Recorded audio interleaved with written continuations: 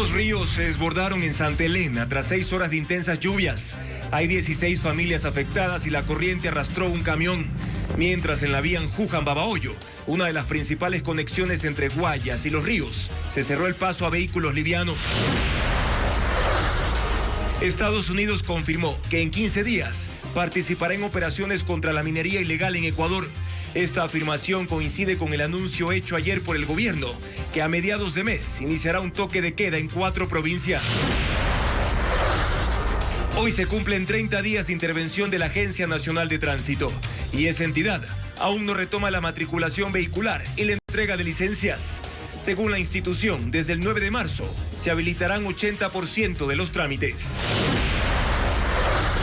Una red que según la policía pertenece a la mafia albanesa fue desmantelada hoy en operativos en 3 provincias. Decomisaron 7 toneladas de droga y $1 millón y entre las 16 personas detenidas está un exasambleísta.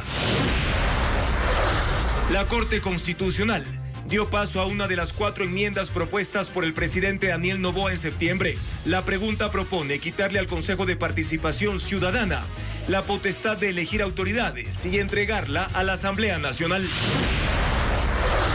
El presidente Donald Trump anunció la ruptura de relaciones comerciales con España por la negativa del gobierno de ese país a autorizar el uso de 2 bases militares para apoyar las operaciones en contra de Irán.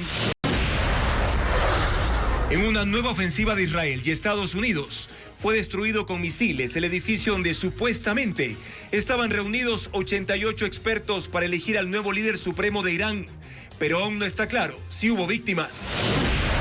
El gobierno sigue causando afectaciones en distintos puntos de Ecuador, esta vez en la provincia de Santa Elena, donde se registró el desbordamiento de ríos y vías inundadas. Así es, Juan Carlos, mientras en la vía Juján-Babahoyo, una de las principales conexiones entre Guayas y Los Ríos, se cerró el paso a vehículos livianos. Aquí iniciamos. Bienvenidos.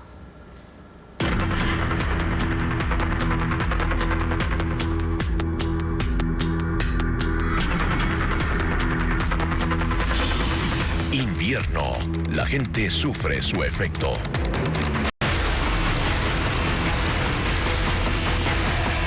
La época lluviosa deja fuertes daños en la provincia de Santa Elena esta vez. 2 ríos se desbordaron, lo que provocó inundaciones en algunas vías de esa provincia. Mientras que en la comuna Sucre las casas se llenaron de agua y lodo. Hay 16 familias afectadas. Estefanía Arias recorrió esa localidad y tiene las imágenes. Atrapado, le va a pasar lo mismo que mi otro ñaño. Fueron los mismos conductores quienes alertaron que el kilómetro 61 de la vía Guayaquil-Santa Elena estaba inundado. 6 horas de fuerte lluvia este martes provocaron el desbordamiento del río Tinto. Decenas de vehículos quedaron varados en la mitad de la vía. Unos kilómetros más adelante, a la altura de la comuna Buenos Aires, un costado de la carretera colapsó. El asfalto cedió por la corriente. Agentes de la Comisión de Tránsito colocaron conos para alertar a los conductores. En San Rafael también se reportó el desbordamiento del río del mismo nombre. El agua cubrió el puente que une a esta comuna con Chanduy. Un camión que cruzaba por la vía la mañana del lunes fue arrastrado por la corriente y hasta este martes no lo podían sacar. ¿El chofer quedó atrapado? Sí, después vino los bomberos, el cuerpo de bomberos de Chanduy y a rescatarlo por medio de soga, cabos, y esto sucede todos los años. Pero el invierno no solo pasó factura a la red vial. En las comunas hubo graves afectaciones. En Sucre, la casa de Manuel quedó completamente anegada. El agua y lodo ingresaron por las ventanas porque el río Tinto se desbordó. Perdió muebles, cultivos y animales. Tenía unos chanchos, patos, gallinas, mangueras, bombas, se fue todo. Don Manuel es una de las 16 familias afectadas aquí en Sucre. El 50% de esta comuna quedó completamente inundada debido al desbordamiento del río. El presidente de la comuna afirma que el cuerpo de bomberos de Chanduy rescató con un bote a los damnificados. Había personas atrapadas que no podían salir, personas de tercera edad, niños, animalitos, fueron rescatadas en horas de la mañana por el cuerpo de bomberos mediante botes, mediante cabos, y fue un poquito peligroso. Orlín, por ejemplo, contrató un camión para llevarse los pocos muebles y enseres que pudo recuperar. Comenzó el agua a venir por este sector y no nos dio tiempo a salir. Cuando dimos ya salir ya estábamos el agua hasta la cintura. El carro estaba abajo, estaba dañado, incluso tuve que subirlo porque estaba inundando ese día agua ya. Pero primero saqué a mis hijos. En Sucre se habilitó un albergue en la casa comunal para las familias afectadas, mientras maquinaria de la prefectura de Santa Elena removía el lodo de las zanjas para que el agua desfogue. De igual forma, Babahoyo sufre nuevas inundaciones. El transporte se redujo y hay más de 500 familias afectadas. Además, el agua alcanzó los 65 centímetros en la vía Babahoyo-Juján y el nivel de los ríos sigue subiendo. Del Camacho muestra la situación. Aquí los camiones y buses avanzan levantando olas como si cruzaran un balneario.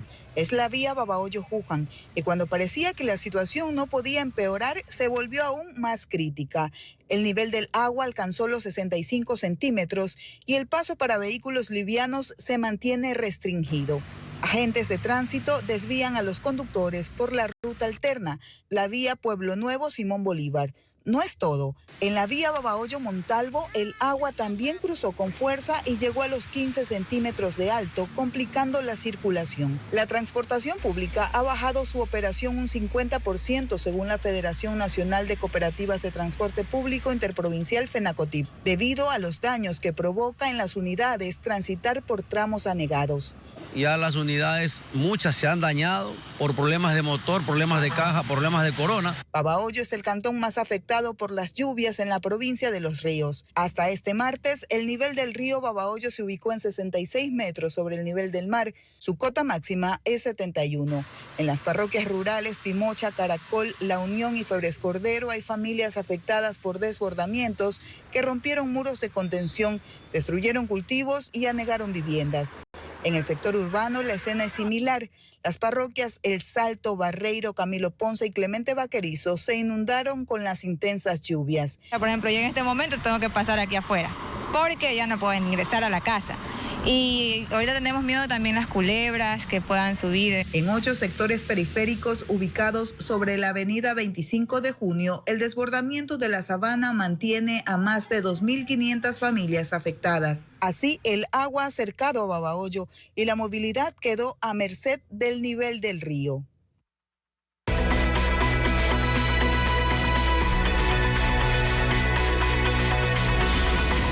Toque de queda.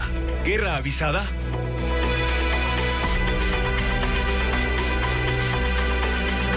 Estados Unidos señala a Ecuador como uno de los socios más sólidos en la región para la lucha contra organizaciones narcoterroristas. Según la embajada, existen programas que se ejecutarán las próximas semanas para contrarrestar la minería ilegal y otros delitos. Paul Romero con el tema.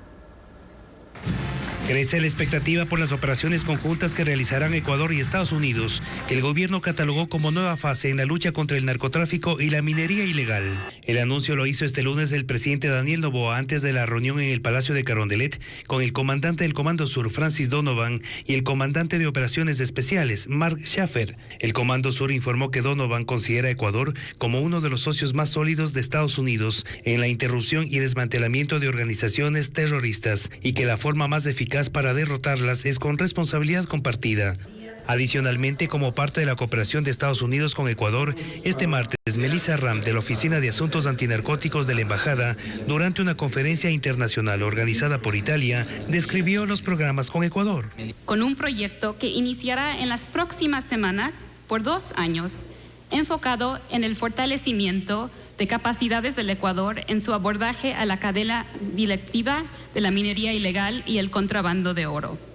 Además señaló que están trabajando en coordinación con la Armada en lugares estratégicos del país. Tenemos un proyecto denominado GOPMAR, Grupo de Operación Conjunta Marítima, con un importante enfoque en el control del Golfo de Guayaquil.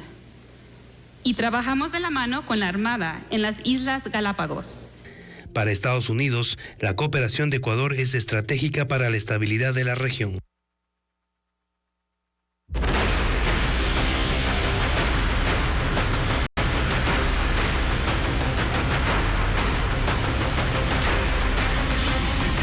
Aranceles. ¿Quién paga la factura?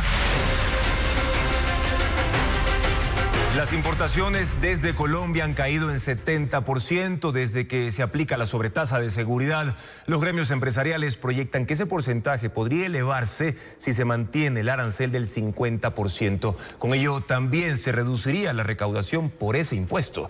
Adriana Bermejo explica las cifras a continuación. El monto que ha recaudado el país por la sobretasa de seguridad es de 13 millones de dólares. La cifra expuesta por el presidente Daniel Noboa en una entrevista radial el viernes pasado es la única que se conoce. Ni la aduana ni el SRI ha respondido sobre la actualización de ese dato. Pero ¿cuánto más podría recaudar el gobierno por ese arancel si las importaciones desde Colombia están en picada? La Cámara de Industrias y Producción hizo el cálculo tomando como base que las importaciones desde el vecino país antes de la sobretasa sumaban un estimado de 2.000 millones de dólares. La proyección señala que la caída será de 1.500 millones de dólares, que representa el 75%. Lo que quedará de importaciones desde Colombia serán 500 millones de dólares y sobre eso se pagarán 250 millones de dólares de arancel. A la fecha, la caída ya es del 70% según la Cámara de Comercio de Guayaquil. Hay productos cuya caída es más del 70%, llegando a 90% más, y hay algunas que también se han reducido a prácticamente cero. Las exportaciones desde Ecuador a Colombia que pagan arancel recíproco desde el 24 de febrero también cayeron. Son al menos 25 millones de dólares por mes, y si es que toma forma el anuncio del 50% para casi la totalidad de la oferta exportable del Ecuador, esto ascendería a 75 millones de dólares. El impacto se podría triplicar. Comprar insumos o productos terminados a otros países sí es una posibilidad, pero que se concretaría a largo plazo y sería más costoso según los gremios empresariales, por la cercanía geográfica que hay con Colombia y porque antes de la sobretasa el arancel con ese país era cero. Y hay expectativa entre los gremios que conforman la cadena logística del comercio internacional. 2 días consecutivos de reuniones con viceministros y el ministro de Producción y Comercio Exterior, Luis Jaramillo. Sin embargo, dicen no tener una respuesta concreta. Paola Andrade está en el puente internacional de Rumichaca. Paola, hay advertencias de paralización por parte del transporte pesado de Carchi. Te escuchamos. Buenas noches. Los gremios se reunieron en efecto durante 3 horas con autoridades nacionales, pero no hubo ningún resultado frente a esta reunión y ya los gremios han planteado una asamblea para tomar decisiones. Pero ¿qué ocurrió en esta reunión? ¿Cómo fue la respuesta del gobierno? Observemos en el siguiente reportaje. Tras la caravana de cerca de 800 camiones que el lunes recorrió la vía panamericana, este martes el gremio del transporte pesado de Carchi se sentó frente al gobierno. En Tulcán se reunió durante 3 horas con el ministro de Producción, Luis Jaramillo. El ministro entró y salió sin dar declaraciones. Quienes sí hablaron fueron los dirigentes de la cadena logística. Salieron sin acuerdos y sin propuestas concretas frente a la caída de las importaciones y exportaciones por el puente internacional de Rumichaca. Los representantes de los gremios expusieron las afectaciones que, según indicaron, golpean a toda la frontera. Aseguran que no recibieron alternativas para enfrentar la crisis que atraviesan. Pidieron a la representante del gobierno que la medida de la tasa de seguridad la eliminen, porque eso afecta a todas las actividades que se realizan, sobre todo en la cadena logística. Lo único que hicieron es escuchar nuestro clamor, no exponer nuestra postura y los datos que hemos recabado acerca de la afectación. La respuesta del gremio no se hizo esperar. Los transportistas anunciaron una asamblea para este miércoles con el propósito de definir acciones concretas de protesta ante la falta de respuestas. Las bases presionan por una paralización. Ahorita las bases están ardidas y aquí tenemos a la presencia, vea, de los señores transportistas que no son de la acción, pero igual nos están a nosotros presionando para que el día de mañana se haga una asamblea general y para determinar lo que ya sabemos. A la reunión también llegó el presidente de la Cámara de Comercio de Ipiales, Iván Flores, quien busca articular alianzas binacionales para impulsar un diálogo entre Ecuador y Colombia. Los anuncios deberían ser más contundentes en esta presencia. Esperemos que ojalá esto sea la apertura a un interés verdadero y genuino de parte del gobierno nacional ecuatoriano. Este miércoles se definirán los lineamientos que seguirán los diferentes sectores para intentar obtener respuestas de ambos gobiernos. Paola, y en esta asamblea tal vez tú has conversado con los representantes de los transportistas, ¿se tomarán de pronto medidas más drásticas?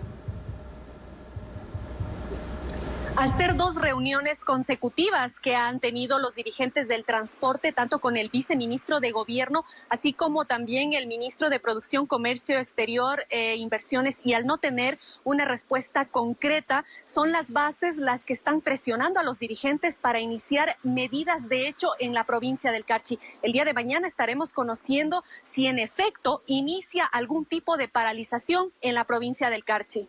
Y nosotros estaremos muy pendientes de la información que se desarrolle en esa asamblea. Paola Andrade, gracias por la información. En otros temas, la Corte Constitucional dio paso a una de las 4 enmiendas propuestas por el presidente Daniel Noboa en septiembre pasado. La pregunta que podrá tramitarse tiene que ver con quitarle al Consejo de Participación Ciudadana la potestad de elegir autoridades y entregársela a la Asamblea Nacional. Jacqueline Rodas con el informe.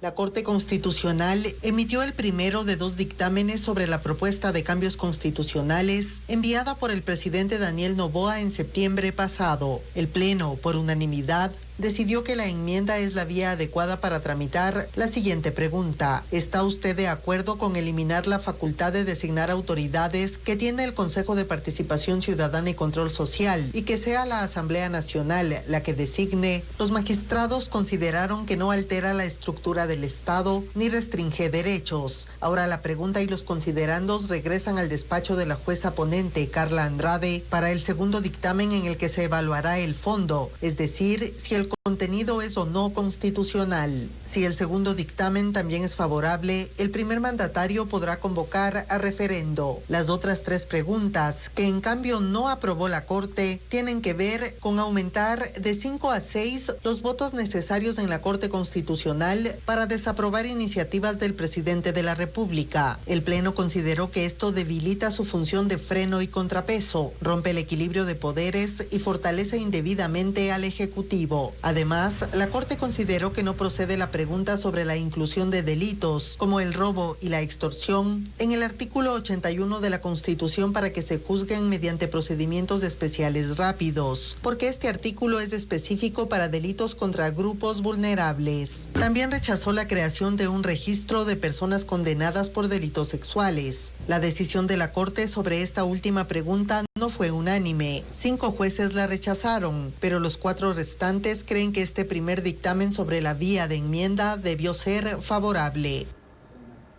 Y la decisión de la Corte Constitucional tiene implicaciones en la Asamblea Nacional.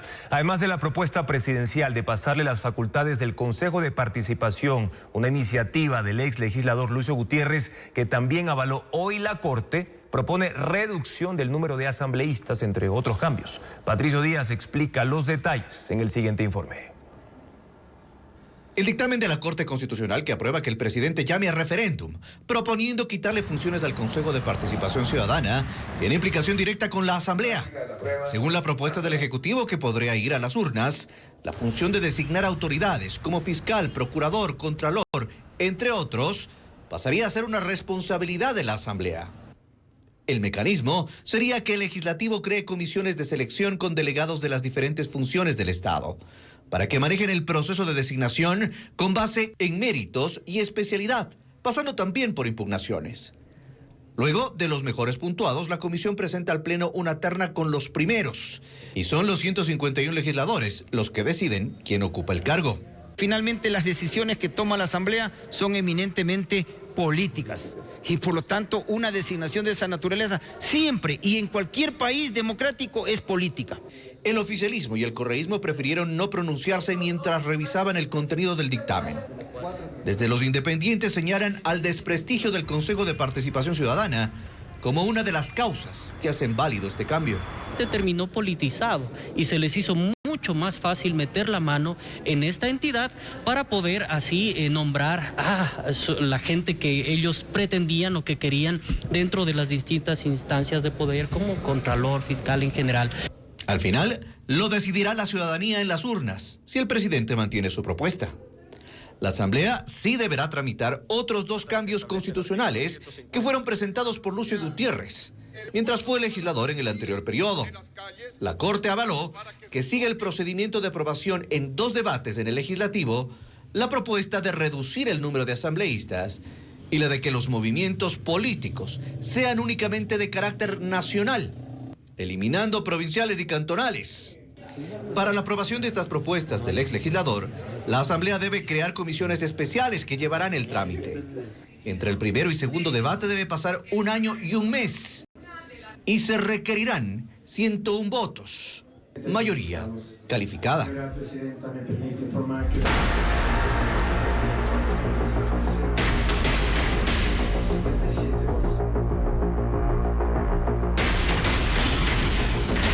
Estados Unidos, Irán, día 4 en vilo.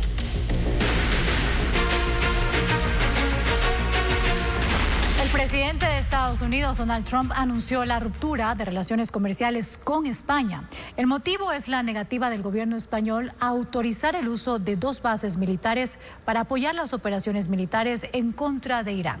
El presidente del gobierno español, Pedro Sánchez, dará declaraciones mañana, pero hoy ya se adelantó un pronunciamiento. Fue durante la visita del canciller alemán Friedrich Merz a la Casa Blanca para discutir con Donald Trump la situación en Medio Oriente cuando de pronto surgió el tema España. Trump arremetió contra el gobierno de Pedro Sánchez, que ayer condenó la operación de Estados Unidos e Israel y luego determinó que las bases en territorio español no se usarán para apoyar la ofensiva en Irán. Trump respondió: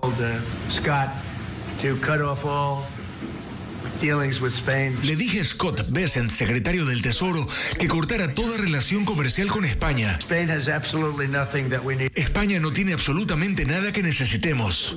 Sánchez había dicho que las bases de Rota y Morón en la región de Andalucía, que son de operación conjunta con Estados Unidos, pero de soberanía española, se rigen por un convenio de defensa y que no se usarán fuera de ese marco.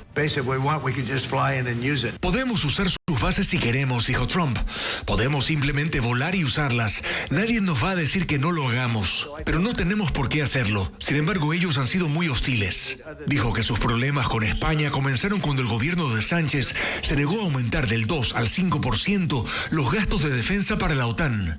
España ha respondido que si la administración norteamericana quiere revisar la relación comercial, deberá hacerlo respetando la legalidad internacional y los acuerdos bilaterales entre la Unión Europea y Estados Unidos. En la tarde se anunció que el presidente del gobierno, Pedro Sánchez, hablará este miércoles sobre esta polémica entre Estados Unidos y España. Y continúan los ataques con misiles de Estados Unidos e Israel. Hoy la Fuerza Aérea Israelí atacó el edificio de la Asamblea de Expertos, órgano encargado de elegir al nuevo líder supremo tras la muerte del ayatolá Ali Jamenei. Ileana Suárez con el informe de la situación.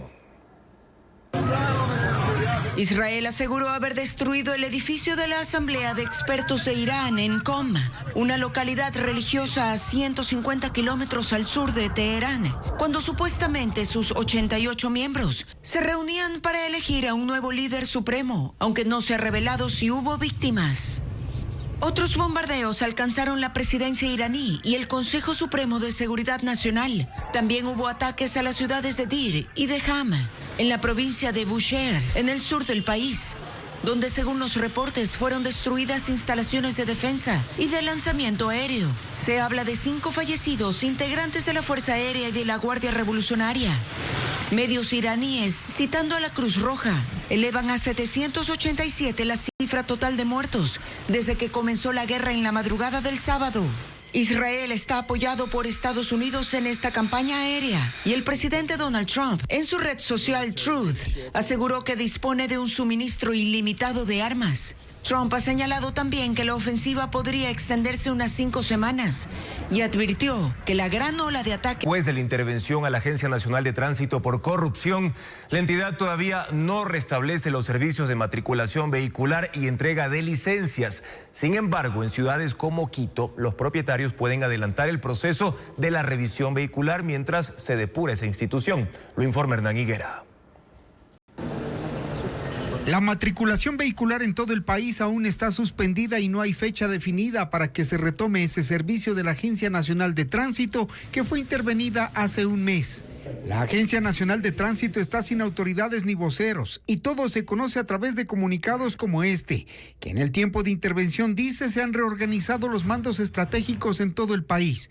Se han bloqueado accesos irregulares al sistema Axis y está en marcha el examen especial de Contraloría para la investigación de la corrupción en esa entidad. Pero eso no alcanza para abrir todos los servicios, sino paulatinamente, aseguran. El mismo comunicado dice que determinados trámites identificados como de alta sensibilidad dentro del proceso de auditoría informática requerirán un plazo adicional para su rehabilitación con el fin de garantizar seguridad y transparencia. La matriculación y emisión de licencias son trámites de alta sensibilidad que deberán esperar. Desde el 9 de marzo se habilitará de forma controlada el sistema Axis 4.0 para reestructurar el 80% de los trámites que tienen que ver con atención a escuelas de conducción y habilitación a los GATS que cumplan los requisitos para acceder al sistema de matriculación. Adicionalmente, se matriculan solo autos nuevos en Riobamba, Ambato, Cuenca, Loja, Manta y Machala. Mientras tanto, los ciudadanos pueden adelantar los procesos de revisión técnica vehicular, que en Quito, por ejemplo, está habilitado. Las personas del dígito 1 se acerquen. Tenemos 6 RTVs. Cada RTV aproximadamente tiene 600 turnos, ¿sí? Hemos subido la capacidad por las 2 horas, una antes y una después, para subirles a 800 turnos. Son para el caso del Distrito Metropolitano 120.246 vehículos que en marzo deberán pasar ese proceso. Quienes ya tengan la revisión vehicular adelantada deberán esperar hasta cuando la Agencia Nacional vuelva a prestar el servicio de matriculación depurado. Y precisamente a un mes del operativo Jaque se revela más detalles de cómo operaba la supuesta red de corrupción en la Agencia Nacional de Tránsito del Ecuador. En el expediente consta que las autoridades incautaron más de 30 licencias extranjeras de Venezuela, Colombia, Cuba y España, además de un formulario para canjear esos documentos por unos ecuatorianos. La red de corrupción de la Agencia Nacional de Tránsito tenía 2 grupos, el de alias Rey y el de alias Miguelito.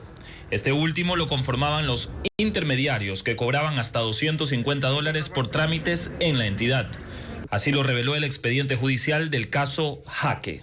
Para ejecutar los allanamientos del 30 de enero pasado, la Fiscalía analizó comunicaciones que mantuvieron los 10 procesados desde enero de 2025 hasta este año. Según las llamadas, de $3.000 semanales, 2.200 eran para el jefe y la diferencia se dividía entre los tramitadores. Según las autoridades, se realizaban matrículas, revisiones técnicas vehiculares, pero algo más.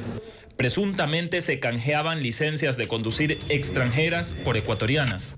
Así consta en un oficio detallado de la Fiscalía, en la que solicita el peritaje de los documentos, computadoras, celulares que fueron hallados en el operativo. Entre las evidencias, la policía encontró un permiso de conducir de España y 2 de Cuba.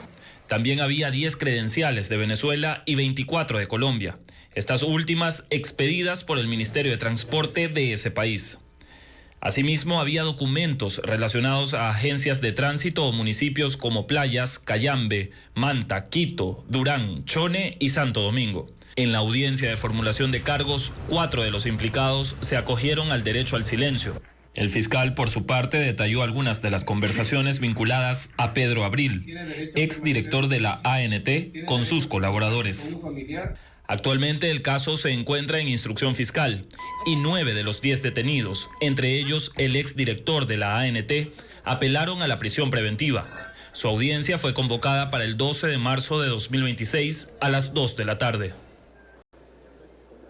Con más, Washington podría ser el destino este viernes para autoridades y algunos exportadores ecuatorianos. La firma del acuerdo comercial recíproco con Estados Unidos estaría a horas de concretarse. Solo se espera la confirmación de las autoridades de la Oficina de Comercio estadounidense. Veamos.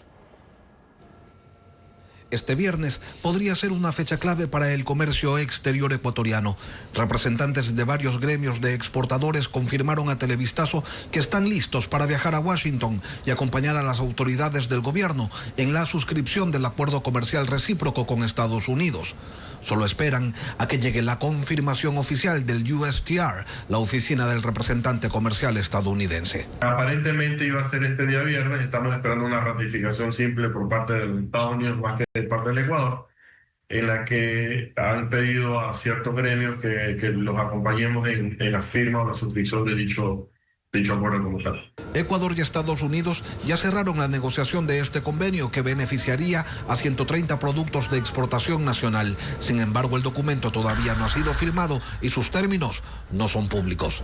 Precisamente por eso, algunos empresarios agradecen no haber sido invitados a la ceremonia. Prefieren no estar en la suscripción de un acuerdo que aún no conocen. Vale recordar que el alcance del convenio tiene límites claros. Productos críticos como el camarón, el atún en conserva y el brócoli seguirán pagando las sobretasas arancelarias impuestas por Washington, lo que mantiene a esos sectores en desventaja frente a competidores como India, Tailandia o México. Pese a ello, desde el gobierno la lectura es positiva. Califican este acuerdo como el primer paso hacia un eventual tratado de libre comercio con los Estados Unidos. Pero para el sector privado no son pocas las preguntas que siguen abiertas y las respuestas podrían llegar o no este viernes. El dictamen de la Corte Constitucional sobre el acuerdo de inversiones firmado entre Ecuador y Emiratos Árabes Unidos demorará. El asambleísta de la Revolución Ciudadana, Coms Córdoba, recusó a la magistrada Claudia Salgado, encargada del caso.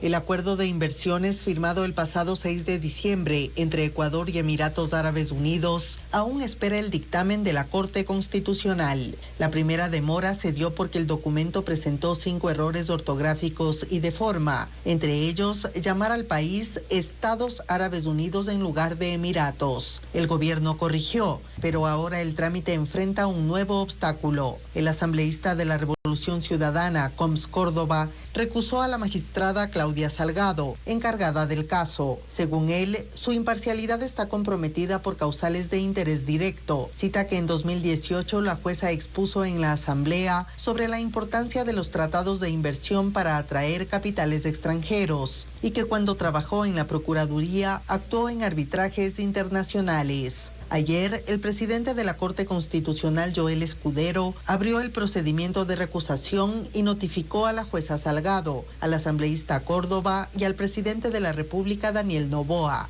La magistrada puede excusarse voluntariamente. Si no lo hace, tiene 48 horas para presentar sus argumentos de descargo. Y el presidente de la Corte tiene 3 días para resolver si Claudia Salgado se mantiene al frente de la causa o debe ser reemplazada. Si Escudero niega la recusación, la jueza Salgado podrá elaborar el proyecto de dictamen para que el Pleno de la Corte Constitucional vote. Lo que deben decidir es si el acuerdo de inversiones con Emiratos Árabes Unidos incurre en causales que requieren el análisis de la Asamblea Nacional o si regresa al presidente Noboa para continuar el trámite y que entre en vigencia.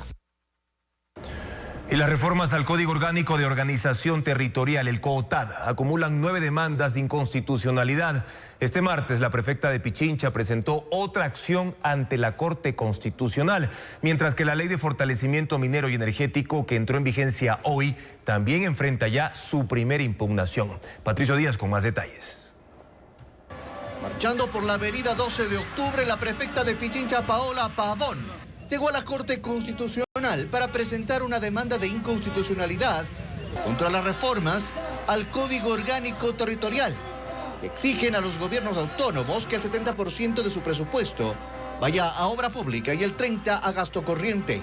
Si el presidente de la República y la Asamblea Nacional se niegan a escuchar a la gente, le pedimos a los magistrados de la Corte Constitucional que escuchen a la gente, que lean las demandas, que acepten los amicus curiae. Pero la demanda de la prefecta es la 9ª presentada ante la Corte Constitucional contra las reformas al COOTAD. Este martes también estuvieron sus coidearios, asambleístas del correísmo, confirmando otra demanda. Luego llegó Pachacuti con la misma crítica. Dicen que esos porcentajes definidos en la ley afectan a la autonomía de municipios y prefecturas. Porque se violentan principios como la descentralización, se violenta la autonomía política administrativa.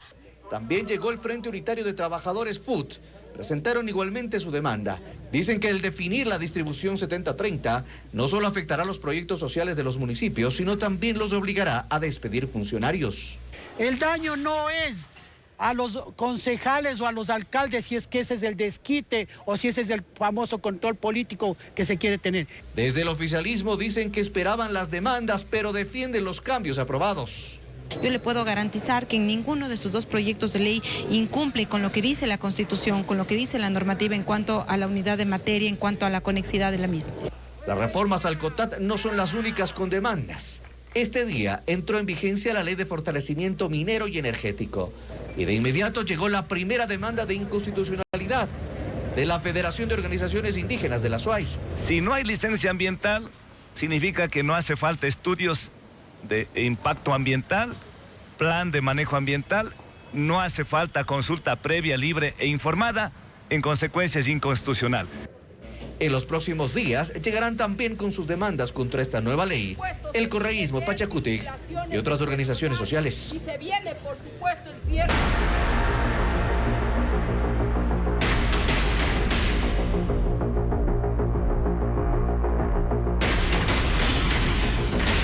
Estados Unidos, Irán, día 4 en Vilo.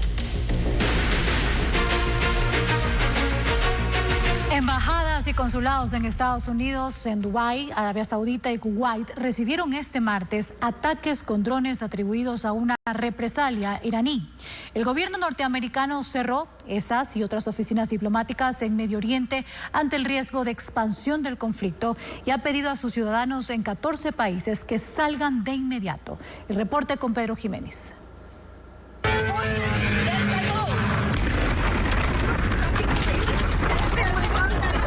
La imagen muestra el instante en que un dron de ataque iraní surcó el espacio aéreo de Dubái para luego estrellarse en un parqueadero justo al lado del consulado de Estados Unidos. La explosión provocó un incendio, emergencia que fue atendida por los bomberos locales. No se reportaron heridos y momentos después, en Washington, el secretario de Estado Marco Rubio confirmaba el incidente. Afortunadamente hemos actuado con rapidez, dijo, y habíamos evacuado a nuestro personal. También en las embajadas en Beirut, Bagdad y otros sitios, pero está claro que estamos bajo ataque directo del régimen terrorista. Otros drones cayeron en la embajada en Riad, capital de Arabia Saudita.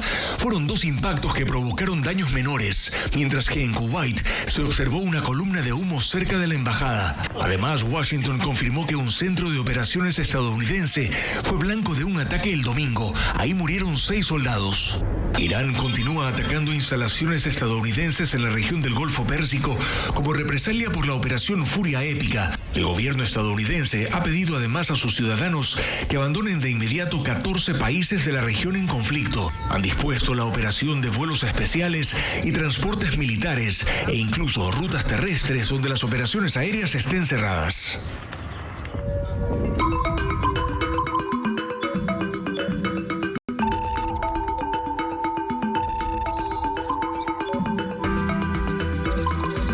El radar digital.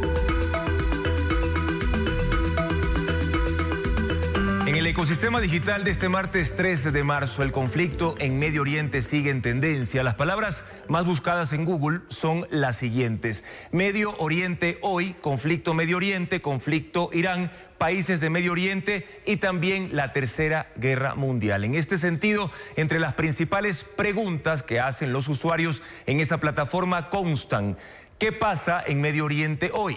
¿Dónde queda Irán? ¿Cómo se llama la capital de Irán? ¿Cuántos habitantes tiene Irán? Vamos entonces a responderlas a continuación.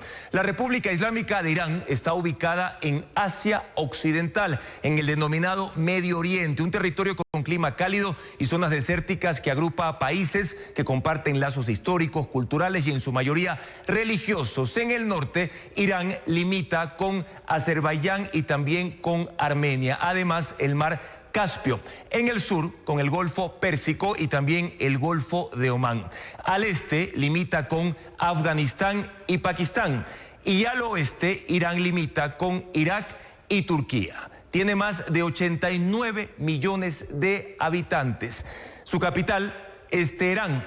que es el centro político, económico y cultural del país, que está situada al pie de la cordillera de Alborz. Su moneda es el rial iraní. Además, tiene una superficie de 1.648.195 kilómetros cuadrados. Es casi 3 veces del tamaño de España y un poco más grande que el estado del Amazonas en Brasil. El idioma oficial es el persa, también conocido como farsi por su población. Pero este conflicto en el Medio Oriente tiene 3 fuerzas con grandes capacidades bélicas en confrontación. Por su lado, los Estados Unidos, la potencia militar más grande del planeta, que desplegó 18 buques de guerra hacia el mar Mediterráneo y también el mar Arábigo, entre ellos 2 portaaviones. Su presupuesto militar anual es de al menos $900 millones y para la operación Furia Épica gasta unos $800 millones, esto diariamente. Ahora, vamos a hablar de cuál es la fuerza armamentística que tiene Israel, que es otro país con gran fuerza militar, con un presupuesto de $34.000 millones. Su fortaleza es la defensa y gran capacidad de ataque aéreo con aviones de última generación. Pero también en este grupo tenemos a Irán, uno de los protagonistas del conflicto. La República Islámica destina $22.000 millones para su arsenal bélico. Su fuerte es la fabricación de misiles de corto, mediano y largo alcance, así como drones kamikaze. Vamos a verlo en el siguiente reportaje.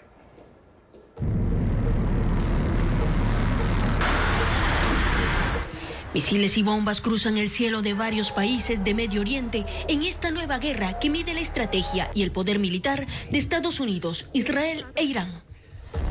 La información precisa de las Fuerzas Armadas involucradas es en su mayoría secreta, pero el Instituto Internacional de Estudios Estratégicos ofrece algunos datos. La República Islámica de Irán tiene más de 1 millón de combatientes, 610.000 militares reforzados con 430.000 miembros de la Guardia Revolucionaria Islámica. Sin embargo, su fuerza numérica se expande con grupos extremistas aliados en Yemen, Líbano, Siria e Irak, llamado el Eje de Resistencia.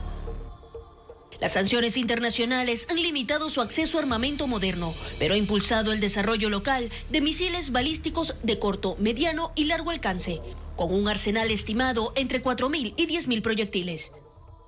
También la fabricación en masa de drones kamikaze, que se estrellan en sus objetivos con grandes cargas explosivas.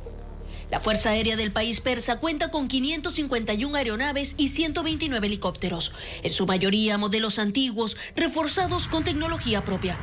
Y para la defensa naval tiene 101 embarcaciones, en su mayoría lanchas rápidas, equipadas con sistemas antibuque y metralletas. Irán no apuesta por la confrontación directa, sino por la estrategia de desgaste del enemigo, empleando además sus sistemas antiaéreos que derriban objetivos hasta 300 kilómetros de distancia. Son esas defensas uno de los principales puntos de ataque de las fuerzas de Israel. La especialidad de las FDI son los ataques aéreos. Tiene aviones F-15 con alcance de larga distancia y los poderosos F-35. Cazas furtivos de alta tecnología que recorren 2.000 kilómetros hasta el territorio iraní para destruir sus bases con precisión. Israel completa su ataque con una defensa casi impenetrable conocida como el Domo de Hierro, que incluye sistemas de rastreo de objetivos y lanzamisiles que derriban cualquier aeronave o proyectil que intente impactar en su territorio. Las fuerzas israelíes tienen unos 600.000 soldados, pero cuenta con tecnología más avanzada y el apoyo incondicional de Estados Unidos, la mayor fuerza militar que combate en este conflicto. Aunque la guerra se desarrolla lejos de sus fronteras, desplegó 18 buques de la Armada hacia el mar Mediterráneo y el mar Arábigo, entre ellos destructores lanzamisiles y 2 portaaviones de capacidad nuclear. Fuerza Naval funciona como bases de lanzamisiles y defensas antiaéreas, pero también para desplegar su ofensiva.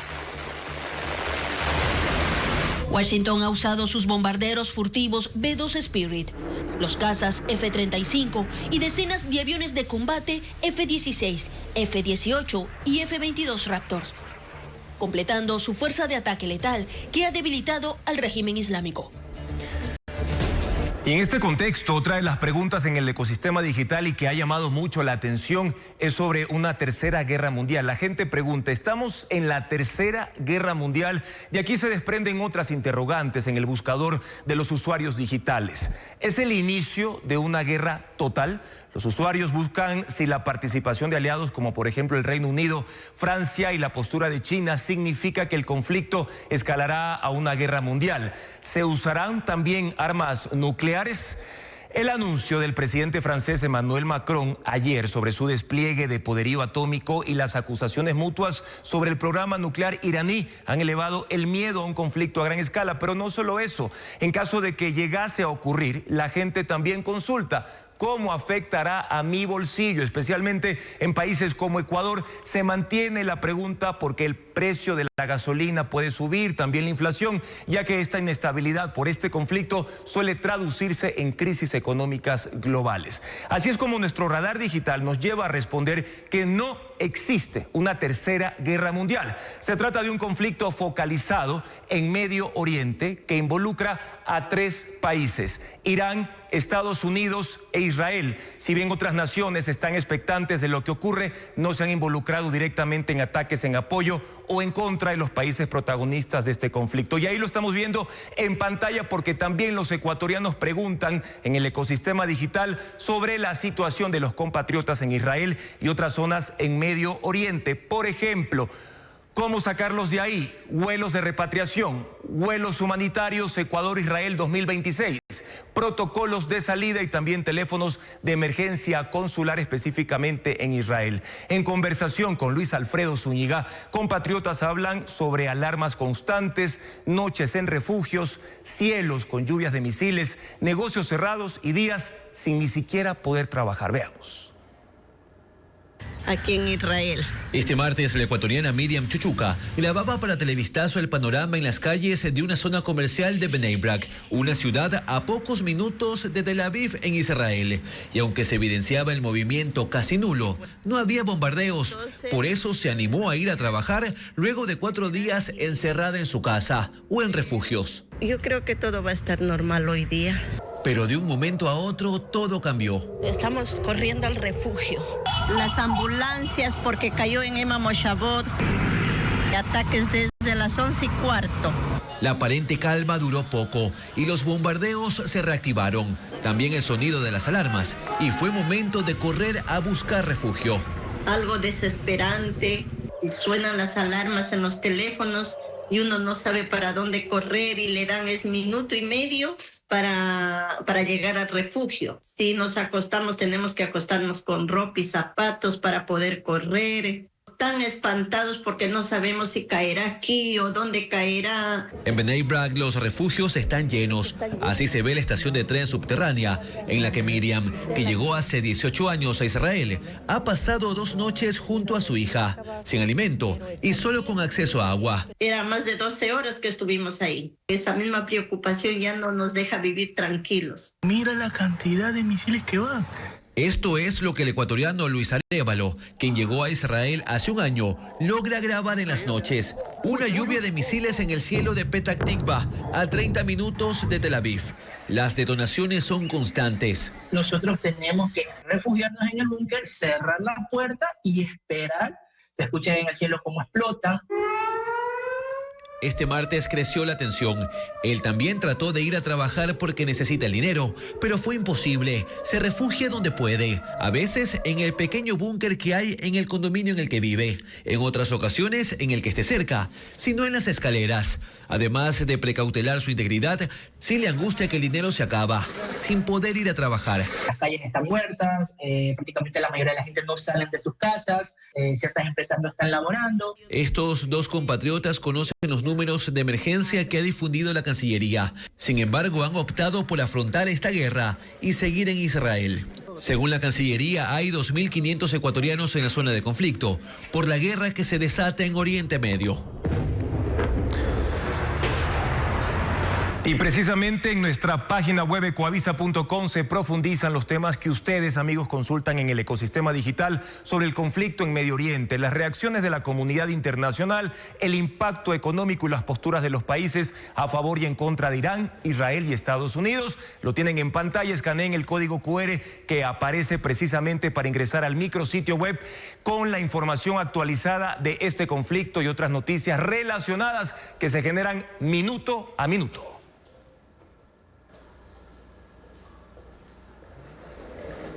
Un incendio se desató en la zona industrial petrolera de Fujairah, en Emiratos Árabes Unidos. El fuego es producto de la caída de restos de un dron iraní interceptado por el sistema de defensa aérea. No hay reporte de muertos ni heridos por el incidente. Las autoridades han reportado actividad constante para evitar las amenazas aéreas sobre su territorio.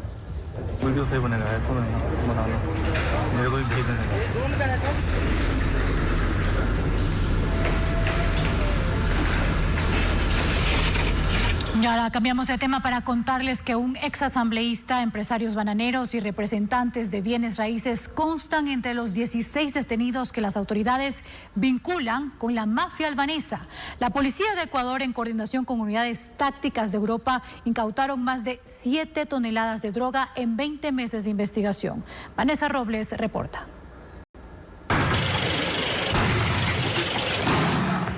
Es el momento en que la policía y fiscalía ingresan a uno de los 26 inmuebles allanados esta madrugada en las provincias de Guayas, Pichincha y El Oro. Las unidades tácticas lograron capturar a 16 personas vinculadas a la mafia albanesa.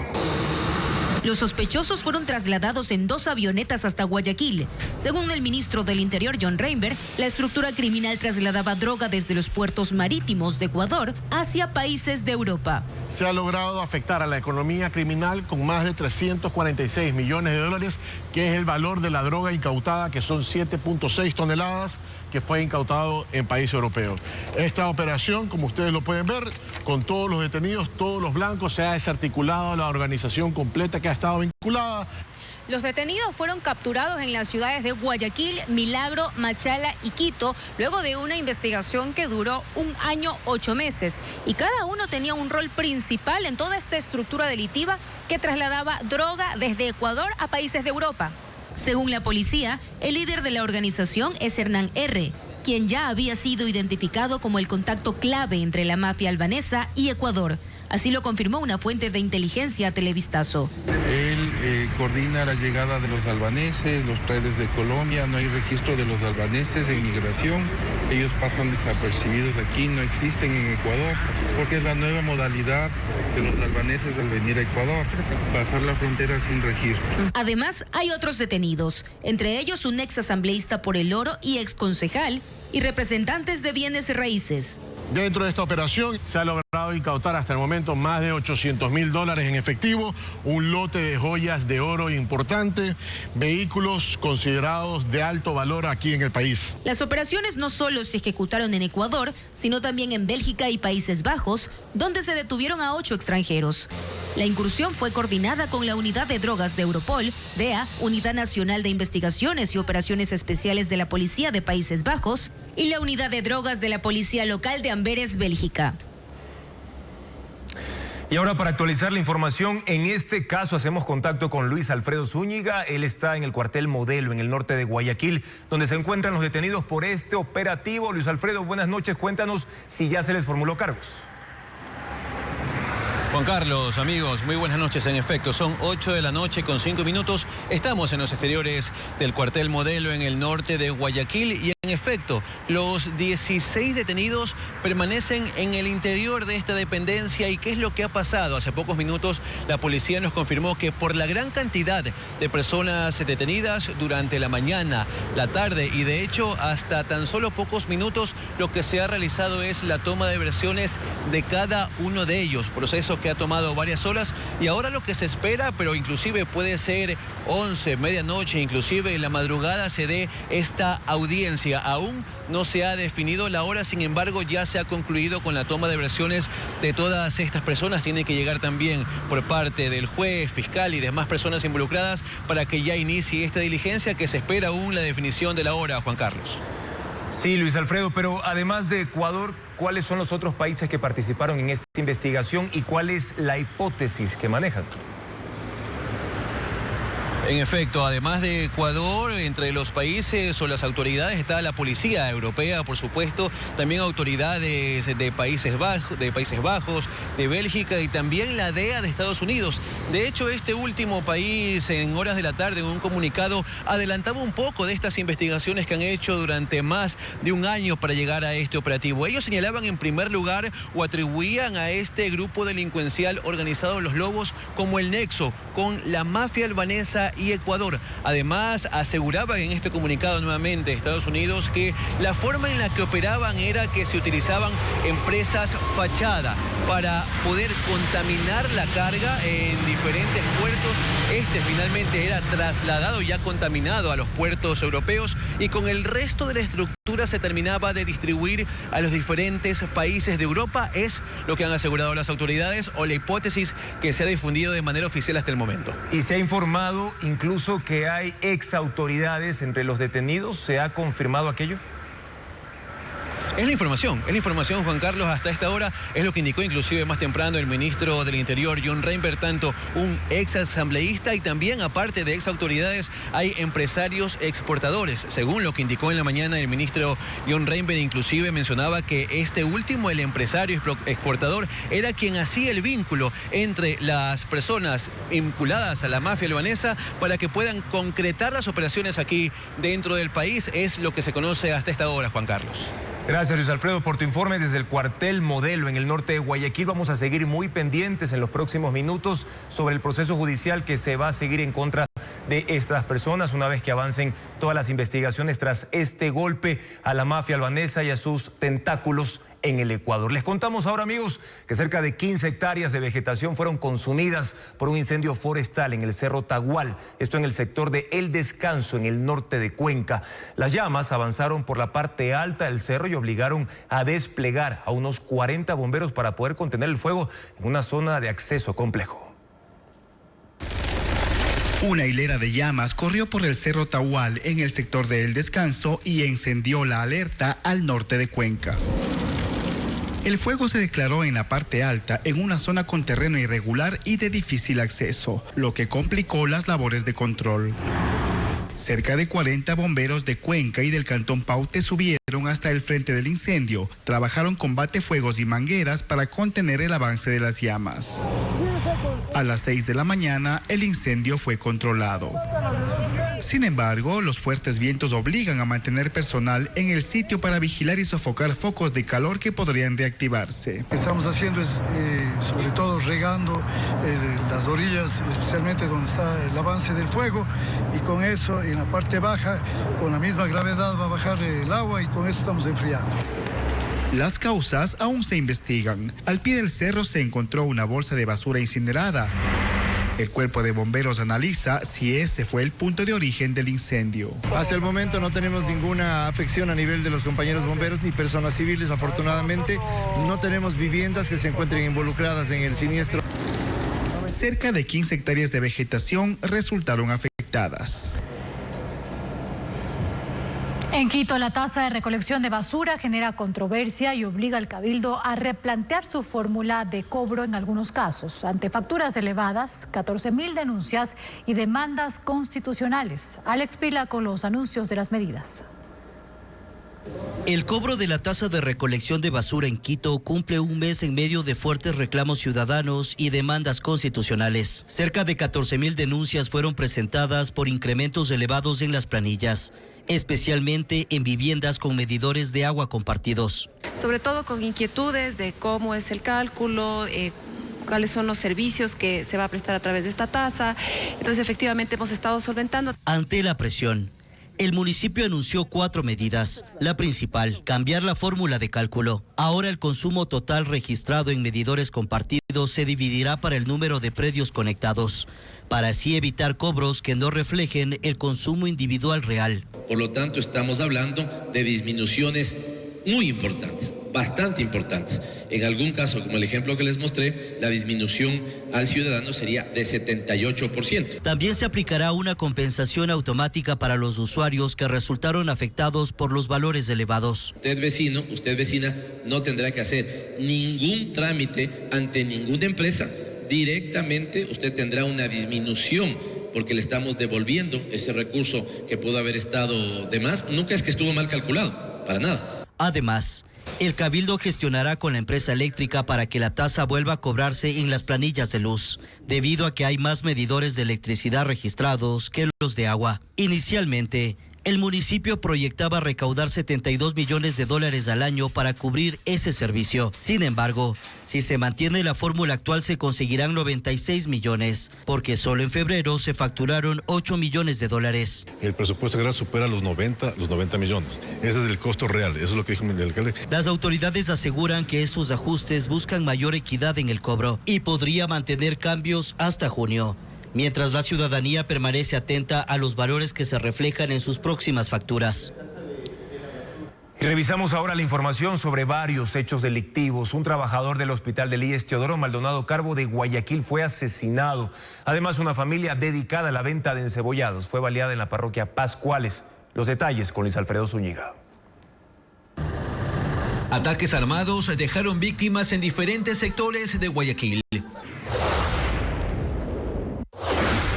La mañana de este martes, Carlos Maruri, de 45 años, fue asesinado en la cooperativa Justicia y Libertad en el sur. Según testigos, la víctima salía de su domicilio. Se iba a subir en su carro, pero fue abordado por hombres en moto que le dispararon al menos en 17 ocasiones y huyeron. Según familiares, Maruri se dirigía al hospital del IES Teodoro Maldonado Carbo, donde laboraba como jefe de servicios generales.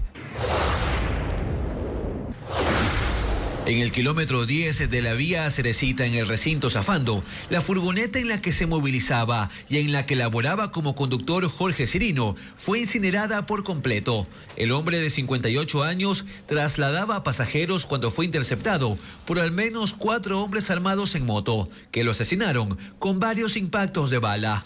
Eso no les bastó a los sicarios. Antes de huir, incendiaron su furgoneta. Familiares del fallecido acudieron y se lo llevaron a un hospital.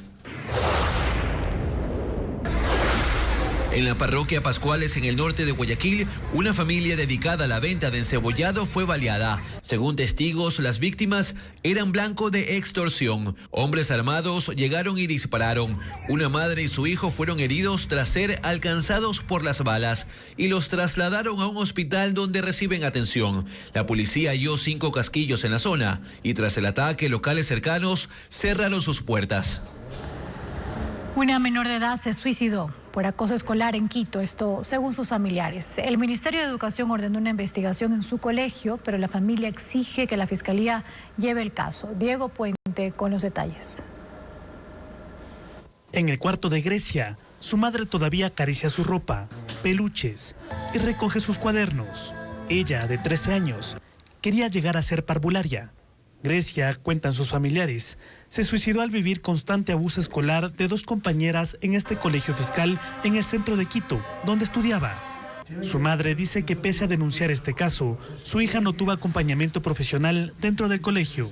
Le hablaba palabras sueces, que es una tonta, que no puede hacer los trabajos ahí. Tenían trabajos de hacer entre 4 alumnas, le excluían a mi hija, le dejaban a un lado. Mi hija me mandaba las fotos, lo que ella pasaba solita. En el recreo igual, pasaba solita. El Ministerio de Educación se pronunció una semana después del suicidio. Dijo lamentar el hecho y ofreció 3 medidas. Activar círculos restaurativos para abrir el diálogo en la comunidad educativa. Levantar información e iniciar una investigación al interior del plantel. Y acompañar psicológicamente, sin especificar si será a otros estudiantes o a los familiares de la menor. En los exteriores del colegio se realizó un plantón para exigir justicia que indican pasa por la destitución de las autoridades y por una investigación de la Fiscalía por posibles delitos. Buscar a los responsables, cómplices y encubridores que se hayan hecho, que se encuentren dentro de la institución. Porque aquí recordemos que también es el DS, el psicólogo, todas las personas que hacen la institución. En el plantón participaron padres y madres de familia que lamentaron la muerte del estudiante. En ese espacio se denunciaron más casos. Mi hijo también sufre bullying.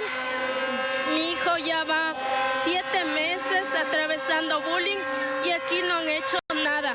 La familia pide que haya una investigación que termine por esclarecer lo sucedido.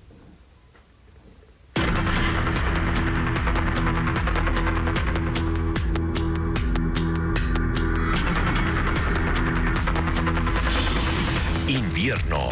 La gente sufre su efecto.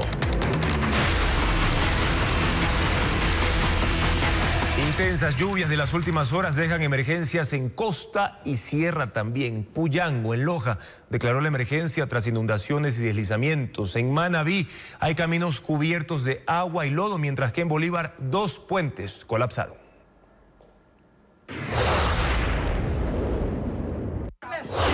El COE cantonal declaró la emergencia en Puyango, en la provincia de Loja, por los estragos que dejan las intensas lluvias de las últimas horas. Este lunes, 12 sectores de esta localidad fronteriza quedaron inundados y hubo al menos 13 deslizamientos en zonas rurales. El desbordamiento de quebradas provocó los mayores daños en los barrios El Molino y Pueblo Nuevo, en la parroquia El Limo. Cultivos de maíz y cacao también resultaron afectados por el agua. Aún no se establece el número de hectáreas comprometidas.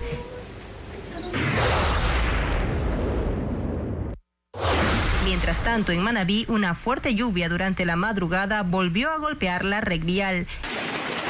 En Cañitas de Charapotó, Cantón Sucre, el desbordamiento de una quebrada cubrió un tramo de la ruta hacia el balneario de San Jacinto.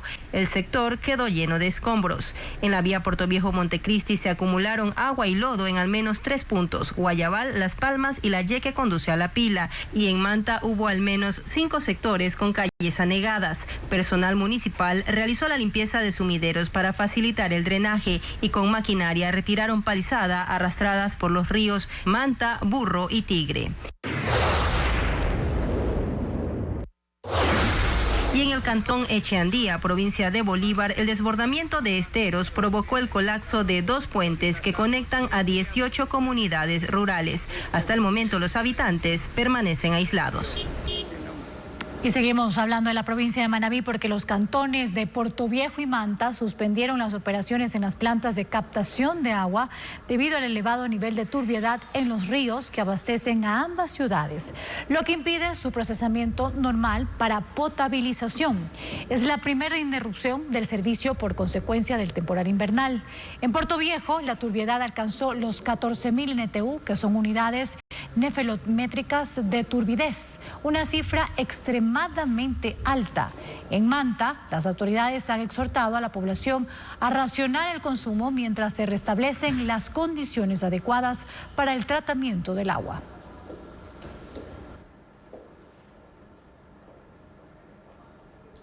Y precisamente el Instituto de Meteorología, el INAMI, mantiene la alerta de lluvias y tormentas en el país hasta el próximo 6 de marzo.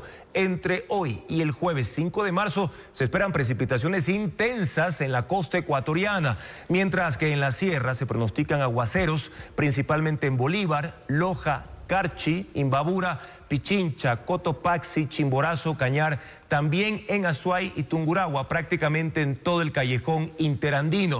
En la Amazonía también se registrarán lluvias de variada intensidad en todas las provincias. La crisis avícola golpea a la sierra centro del país. En Cotopaxi y Tungurahua, donde se concentra el 70% de la producción nacional de huevos, los productores enfrentan la caída en la demanda, el encarecimiento del maíz y un mercado saturado por la sobreoferta. Este especial revisa el impacto económico, las medidas que adoptan las granjas para sostenerse y las consecuencias que se reflejan en cierres y quiebres. Sandy Espinosa nos amplía.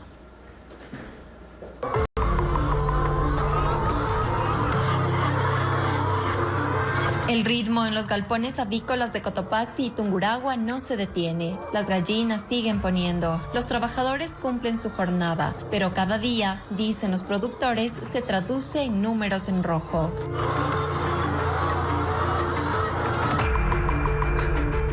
dos provincias generan alrededor de 15 millones de huevos diarios, el 70% de la producción nacional.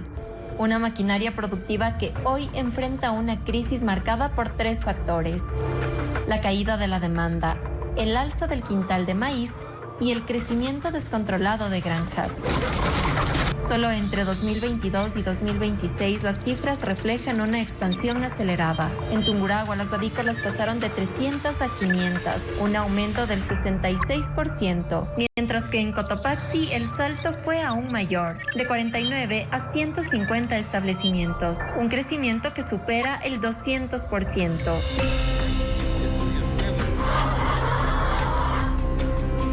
A esto se suma la presencia de al menos 20 granjas que operan sin permisos en ambas provincias, lo que presiona el mercado y hunde el precio de la cubeta de huevos a niveles críticos. Por menos de los $2, a veces menos del $1.60, $1.50, están realmente en límites de poder hasta generar quiebras en los siguientes días también si no se recupera el mercado. Según los productores, las pérdidas bordean los $2 millones mensuales. Una pérdida por cubeta de 40 centavos. Nosotros estamos produciendo actualmente 3.000 cubetas al día. Entonces esa sería la pérdida aproximadamente de unos $1.200 diarios. La caída del precio recortó los ingresos a un punto que pone en riesgo la sostenibilidad de las granjas. En Poalo y Eloy Alfaro, en Latacunga, los productores han tenido que ajustar la alimentación de las gallinas para cumplir sus requerimientos al menor costo posible. También han adelantado la venta de aves en etapa reproductiva por menos de $2 cada una, la mitad de su valor habitual, y las medidas no terminan ahí. Retrasar los encasetamientos, digamos, en este caso de la gallina que comienza a producir, y ya hablemos así, si tenía que entrar, digamos, en estos meses, ya no entra, digamos, posterior a 1 o 2 meses. Al menos 5 granjas avícolas ya han quebrado en Cotopaxi. Según la Corporación Nacional de Avicultores, en Ecuador el consumo promedio es de 202 huevos por persona al año. La Organización Mundial de la Salud recomienda 350. El país consume menos de lo óptimo en términos nutricionales. Si el mercado interno no absorbe la producción, el producto tarda más en rotar y las pérdidas se acumulan. Mañana en Televistazo de las 19 horas, la sobreproducción de huevos pone en jaque al sector avícola de la Sierra Centro, que busca alternativas para vender el excedente del producto. Sigan nuestra sintonía, amigos, porque al volver tenemos más noticias. La actriz Elba González debuta en Ecuavisa con su primer papel protagónico. Ya les contamos cuáles fueron los retos al interpretar a Pepita Chalén en la novela Cholito Forever, que se estrenará en poco. Concurso para fiscal general. Hasta las 5 de la tarde, el Consejo de Participación Ciudadana reportó 37 personas registradas. La postulación se cierra hoy a la medianoche, como lo informa Daniela Valencia. Cuando el reloj entra en cuenta regresiva y el plazo de inscripción está por expirar, el concurso para fiscal general suma rostros conocidos que decidieron postular en medio de cuestionamientos sobre posibles irregularidades en el proceso de designación. Televistazo conoció que entre la lista de postulantes confirmados están la jueza de la Corte Nacional de Justicia, Daniela Camacho, el ex juez nacional, Walter Macías, la jueza de la Corte Provincial de Pichincha, Maritza Romero, la exfiscal de Los Ríos, Karina Guanopatín, el abogado que integró la terna de la Fiscalía para el proceso de selección de los vocales del Consejo de la Judicatura, Estuardo Salvador, la jueza anticorrupción Gisela Zambrano, quien estuvo frente al caso Comandos de la Frontera. También conoció el caso Nene antes de la etapa de juicio y actualmente está frente al caso Blanqueo Fito. Y la ex jueza de la Corte Nacional, Gladys Terán. Confío en el proceso, que se califique conforme a la carpeta que acabo de entregar, a los méritos de la oposición, pero que se haga bien las cosas. En horas de la tarde presentó su postulación el exministro José de la Gasca. En Azuay tenemos una inscripción, en El Oro 2, en Guayas 1, en Los Ríos 2, en Pichincha 12, en Santo Domingo de los Áchilas 1. Cerrada la postulación, la medianoche de este martes, se revisarán los requisitos y se elaborará la lista de postulantes oficiales, que se conocerá la primera semana de abril. Y ahora, para conocer más detalles de cómo ha avanzado en el transcurso de la tarde este proceso, nos enlazamos en vivo con Ana María Palacios. Ella se encuentra precisamente en los exteriores del Consejo de Participación Ciudadana y Control Social para entregarnos detalles. Ana María, ¿qué ha ocurrido en los últimos minutos? Juan Carlos, buenas noches. Hasta el momento, siendo las 8:31 de la noche, 59 son los postulantes que ya se han inscrito para fiscal general del Estado. Como novedad, les comentamos que el exministro de Gobierno, José de la Gasca, ya se confirmó su inscripción. Sin embargo, el Televistazo confirmó que está en trámite la inscripción del fiscal general encargado, Carlos Alarcón. Nos comentan aquí en el Consejo de Participación Ciudadana que su inscripción se la realizó mediante internet. Sin embargo, aún él u otra persona no han entregado los documentos de respaldo. De estas 59 personas son de las provincias de Los Ríos, El Oro, Guayas, Pichincha, Pastaza y Santo Domingo de los Áchilas. En la tarde, la jueza de la Corte Nacional, Daniela Camacho, entregó los documentos en el Consejo de Participación Ciudadana. Es lo que te podemos comentar, Juan Carlos, desde aquí, Ana del María, norte de Quito. Ok, y siendo las 8 de la noche con 32 minutos, ¿qué va a pasar a partir de la medianoche? ¿Hasta qué hora se tiene previsto que se recepten estas inscripciones por parte de los postulantes para fiscal general? Aquí estamos muy atentos porque hay mucho movimiento. Todavía hay personas que vienen y entregan los documentos. Solo se podrá realizar hoy, 3 de marzo, hasta las 12 de la noche. El Consejo de Participación Ciudadana nos ha comentado que mediante sus redes sociales transmitirán en vivo la lista final de los postulantes hoy a las 12 de la noche. Perfecto, Ana María Palacios, muchísimas gracias por tu informe desde los exteriores del Consejo de Participación Ciudadana, donde hasta, como lo acabamos de escuchar, la medianoche de este martes 3 de marzo se van a receptar las carpetas para inscribirse para este proceso del concurso de fiscal general del Estado. La frase del presidente Daniel Noboa, que calificó a Colombia como el peor socio comercial de Ecuador, reaviva un debate económico. Mientras expertos advierten que el déficit responde a diferencias estructurales entre ambas economías y políticas productivas más sostenidas, otros sectores ven en este escenario una oportunidad para que Ecuador impulse su producción nacional. María Gabriela Carpio amplía el tema. La balanza comercial entre Ecuador y Colombia ha sido históricamente desfavorable para nuestro país. El último año, Ecuador exportó a ese mercado casi 880 millones de dólares, mientras que las importaciones superaron los 1.800 millones. Es decir, hubo un déficit cercano a los 900 millones de dólares. Pero este resultado, según el exministro de Producción y Comercio Exterior, Daniel Legarda, no se explica solo por la relación con Colombia, sino por diferencias estructurales entre ambas economías. En la relación con Colombia por ejemplo, que es una economía 4 veces mayor a la economía del Ecuador. Su sector industrial tiene más peso en la economía. Colombia ha tenido políticas productivas de más largo aliento que las que ha tenido Ecuador. Eso también marca una diferencia. Días atrás, el presidente Daniel Noboa calificó a Colombia como el peor socio comercial. Sin embargo, Legarda advierte que utilizar el déficit como justificación para imponer aranceles es un criterio equivocado. Actualmente, los dos países con los cuales Ecuador tiene mayor déficit comercial son Estados Unidos y China. La pregunta es, ¿les aplicamos entonces aranceles un 30%? ¿Por qué no 40%? ¿Por qué no 50%? ¿Mejoraría la situación? La respuesta es no. A su criterio, el fondo del problema apunta a las debilidades del aparato productivo ecuatoriano, donde factores como la inseguridad y la falta de estabilidad jurídica restan competitividad a las empresas locales. Pero desde la Cámara de la Pequeña y Mediana Industria de Pichincha la lectura es distinta. Su presidente, Francisco Vergara, sostiene que el país debería aprovechar este escenario para incentivar la producción nacional. Por favor, no olvidemos que estamos en un país dolarizado. Nosotros no podemos imprimir billetes. Cada vez que nosotros importamos productos terminados desde el exterior, estamos dejando a un ecuatoriano sin trabajo y sin empleo. Por eso plantea que los aranceles deberían aplicarse principalmente a productos terminados, mientras que las materias primas y los insumos necesarios para producir en el país no deberían tener restricciones. El sector alimenticio, el sector textil, de la construcción y el sector metal mecánico son los que más tendrían oportunidades de vender en este mercado ecuatoriano siempre y cuando no se favorezca a la importación en otros países. Particularmente en el caso de Colombia, el 47% de los productos no petroleros que Ecuador le compra son insumos que sirven como materia prima para la industria local. Y ahora vamos a retomar el contacto con Paola Andrade, quien sigue en el puente internacional de Rumichaca y tiene más información sobre las decisiones de los transportistas pesados de Carchi. Está prevista, de hecho, una asamblea para mañana de los representantes de ese gremio en la que se van a tomar decisiones. Paola, teniendo como antecedente que no se llegó hoy a un consenso con el gobierno en la reunión, ¿es posible una medida más drástica? ¿Qué te han dicho al respecto?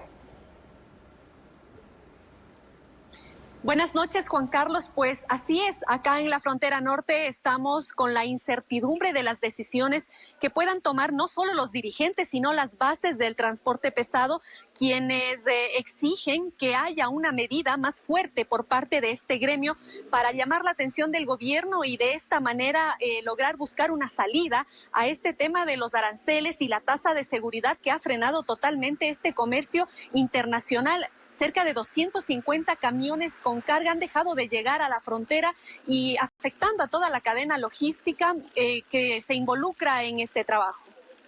En cuenta, Paola, lo que acabas de mencionar, más de 200 camiones que ya no circulan diariamente en ese tramo importante de conexión entre Colombia y el Ecuador. ¿Cuál es la situación comercial de los negocios, sus restaurantes, también de los hoteles en Carchi que precisamente viven principalmente como su ingreso principal de este intercambio comercial entre ambos países? Un ejemplo práctico, en Tulcán tenemos alrededor de 60, 80 bodegas que expenden arroz, azúcar, aceite a comerciantes de la ciudad de Ipiales y el 90% de clientes son de Colombia. Ahora estos clientes han dejado de venir a estas bodegas a comprar estos productos porque existe la restricción, ya no puede ingresar arroz, azúcar, aceite hacia Colombia. Sus principales clientes de las bodegas céntricas de Tulcán han dejado de generar este movimiento que involucra también estibadores, también camionetas que transportan estos productos hacia Colombia. Incluso sabemos que en Ipiales están haciendo operativos y la Policía Fiscal y Aduanera está decomisando estos productos que encuentran en las bodegas de Ipiales. ¿Y ya se tiene un aproximado de cuánto serían las pérdidas, Paola, tomando en cuenta que esta medida ya lleva varios días, la de la tasa del 30%, que luego se incrementó al 50% a partir del domingo anterior?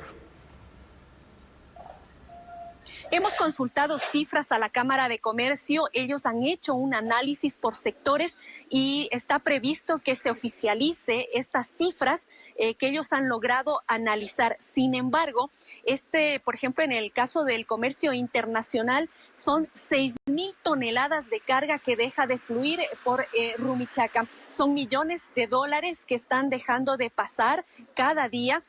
Por ejemplo, cuando hay paro, se ha hecho un cálculo aproximado de 5 millones de dólares diarios que se deja de fluir, se deja de percibir en la frontera.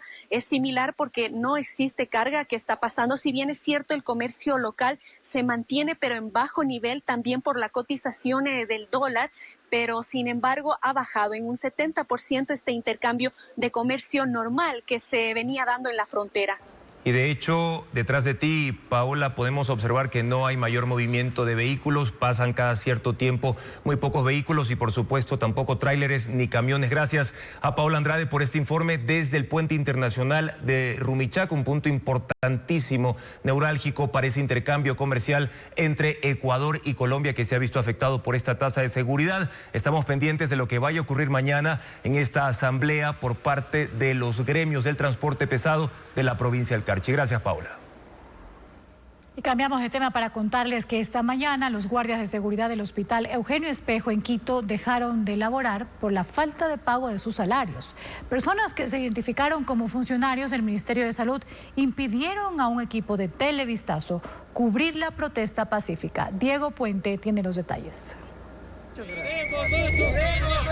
Los guardias de seguridad del Hospital Eugenio Espejo, el más grande del Ministerio de Salud en el país, no trabajaron esta mañana como medida de presión ante la falta de pagos. En lugar de toletes, este martes tenían en sus manos carteles con mensajes que evidenciaban su desesperación por 2 meses sin pagos. Los guardias, que están llamados a cuidar las instalaciones, no custodiaron los accesos externos. El hospital hizo que personal administrativo fungiera de guardia de seguridad para evitar, sobre todo, el ingreso de la prensa. Un equipo de Cuevisa que cubría la protesta desde la mañana fue impedido de hacer su trabajo. Ya tiene Tomás, por favor. Personas que no se identificaron taparon la cámara y exigieron la salida del equipo del patio del hospital donde estaban los guardias. Al salir, pacientes y familiares contaron que hay problemas más profundos. No hay insumos. Mire, ahorita necesita una cirugía de catarata y el equipo no hay. Nos vamos así con ese impacto en nuestros corazones porque cada vez está peor su visión. En un segundo ingreso al hospital para hablar con la administración sobre esta situación, el equipo fue impedido de continuar y nuevamente se tapó la cámara. Uno de los hombres cubrió con su mano el lente mientras el otro, que dijo que ni siquiera es funcionario público y que no debía ser grabado, evitaba que se entrevistaran a pacientes que llegaron desde otras provincias para coger un turno y no lo lograron. Y que el equipo está dañado. ¿Hasta cuándo? Los guardias de seguridad dijeron que sin pagos no retomarán sus actividades. Algunos compañeros, como mi persona, ya nos han dicho que desocupemos los departamentos, tenemos familiares y la verdad que ya no aguantamos esto, la verdad. Promesas y a veces ni nos contestan. Ayer nos comenzamos a llamar, nos bloquearon los teléfonos. El hospital manifestó que ha realizado los trámites administrativos para el pago del servicio contratado y que el proceso está en las instancias finales. El radar digital. Y a propósito de este tema, en redes sociales los usuarios han mostrado su apoyo a la pesista ecuatoriana Neisida Gómez. De hecho, en su cuenta oficial de Instagram, Neisy publicó un comunicado en donde confirma su suspensión, pero aclara que la sustancia que usó es parte de un tratamiento médico de fertilidad. Su publicación tiene más de 5.700 likes. En X, el hashtag Neisida Gómez ha generado cientos de publicaciones y debates sobre reglamentos, salud y deporte de alto nivel en Ecuador. Un eclipse lunar total, conocido como luna de sangre, la tiñó rojo durante la madrugada y pudo observarse en al menos 35 países de América, Asia y Australia. En Canadá, República Dominicana, El Salvador y Filipinas, la gente compartió sus fotografías usando varios hashtags. La transmisión de la NASA en YouTube supera los 3.2 millones de visualizaciones. El gobierno anunció el toque de queda en el país, pero el hecho de que se anunciara con varios días de antelación ha provocado un mar de dudas. Las preguntas que están inundando X, TikTok y grupos de WhatsApp: ¿desde cuándo empieza y por qué no es hoy? Por eso, hoy aclaramos las dudas. Está programado para el 15 de marzo de 2026.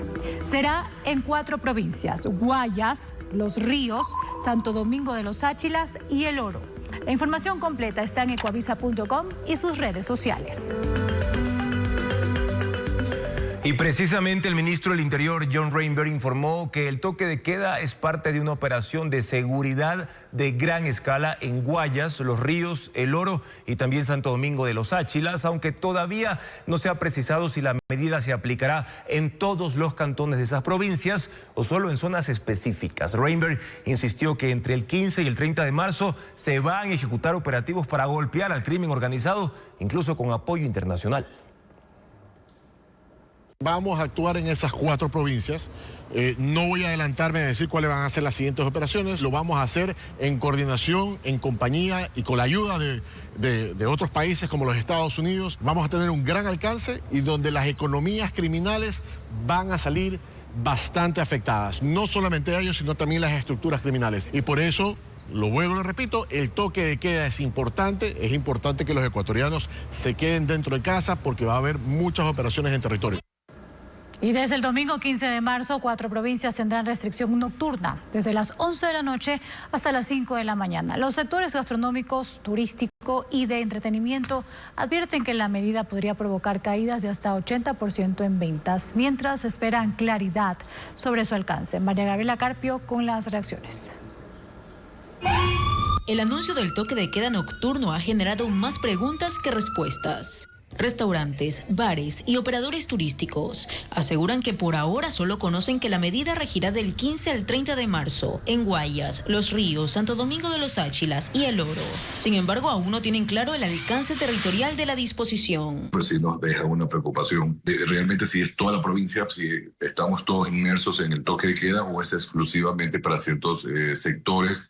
Lo que sí está definido es el horario. El toque de queda regirá desde las 23 horas hasta las 5 de la mañana. Y ahí surge el problema. La mayor parte de la facturación de estos negocios se concentra en la noche, como sucede con los restaurantes, donde el 70% de las ventas se genera entre las 7 y las 11 de la noche. Si nosotros hablamos que 9:30 ya tienes que estar cerrando porque hay mucha gente que vive en otros sectores o sectores lejos, hay una complicación bastante grande. Podría haber un efecto de una disminución entre un 70-80%, lo cual puede significar para el sector turístico que cerca de $30 millones. En el caso de bares y discotecas, el impacto es aún mayor, ya que su operación depende casi por completo del horario nocturno. Vamos a tener que parar 15 días, porque yo no voy a poder abrir. Es que mi primer cliente llega a las 10. Y tengo que cerrar a las 11. ¿Para qué voy a abrir? Y tengo 15 empleados que les voy a decir que no vayan a trabajar. Este último gremio estima pérdidas de hasta $200.000 entre los 140 locales agrupados, sin contar hoteles, restaurantes y otros negocios que también operan en la noche. En Santo Domingo de los Áchilas, los comerciantes calculan afectaciones similares. Es duro realmente porque el mes de febrero hubo un bajón económico bastante fuerte para todos los locales, se sintió notoriamente. Ellos dicen que este es un golpe más, que en los últimos 5 años han soportado pérdidas por la pandemia, los apagones y la inseguridad. La Federación de Cámaras de Turismo reconoce que la vida nocturna ya venía debilitándose. En la provincia del Oro, en Santo Domingo, en Los Ríos, ha bajado el tema hotelero, gastronómico y comercial. Las personas han comenzado a dejar de salir. Mientras tanto, los representantes de estos sectores anunciaron que se reunirán con autoridades para buscar precisiones sobre el toque de queda y plantear medidas que permitan sostenerse sin comprometer la seguridad. Y cambiamos ahora de tema, amigos, para contarles que con casi 1 millón de seguidores en sus redes sociales, Elba González debuta como actriz en la serie Cholito Forever, que se estrenará el martes 10 de marzo, ya la próxima semana, por la señal de Ecuavisa. Y contó a Televistazo que así como en esta historia, Pepita es un regalo para el Cholito. Este papel también fue un obsequio de la vida para ella. Diana León le entrevistó y preparó un reportaje. Hola, hola a todos mis pepináticos. Hoy día tengo una story timeline para que contarles. Pepita Chalén vivirá para siempre en la trayectoria de la actriz Elba González, como el personaje que le regaló su primer protagónico. ¿Cuál es la tuya? ¿Cuál es la tuya? Soy tu papá, soy tu papá. Esta era la oportunidad que la graduada en comunicación escénica buscaba, mientras se consolidaba como creadora de contenido en redes sociales, llegando a tener al día de hoy casi 1 millón de seguidores. Con esos ojitos que me dijeron, tú, soy tu Pepita. En Cholito Forever, Pepita llega a la puerta de Pepe Chalén, interpretado por David Reynoso, para sacudir su vida y también llenarla de ternura. Hemos tenido un montón de escenas muy emotivas, súper lindas y súper importantes para la novela, en donde te das cuenta de que ahí no hay un David, no hay una Elba, es Pepita y el Cholito, y eso es mágico. ¡Me encanta, oye! Extrovertida, sentimental y llena de ganas por descubrir el mundo, Elba cree que la audiencia conectará fácilmente con la esencia de Pepita. Pero en cuestión de personalidad, de meterle sazón, de tener mucha inspiración y como muchas ganas de salir adelante y ser tan soñadora, eso definitivamente lo compartimos Pepita y Elba. Ustedes se estarán preguntando como una hermosa damisela como yo. La diversión está garantizada si el público decide acompañar a Pepita en su viaje personal. Cada día voy descubriendo algo nuevo que no sabía que el personaje sentía, que no sabía que podía experimentar. Cholito Forever se estrena el martes 10 de marzo a las 9 de la noche por la señal de Ecuavisa. Dime cuál es el camino y yo voy. Y en la entrega de mañana, la actriz Marcela Ruete habla para Televistazo sobre su retorno a la pantalla. Y Marcela vuelve después de varios años a Ecuavisa y regresará para interpretar a uno de sus más conocidos personajes. Estamos hablando de La Cococha en el Cholito Forever, que reiteramos, se estrena el martes de la próxima semana.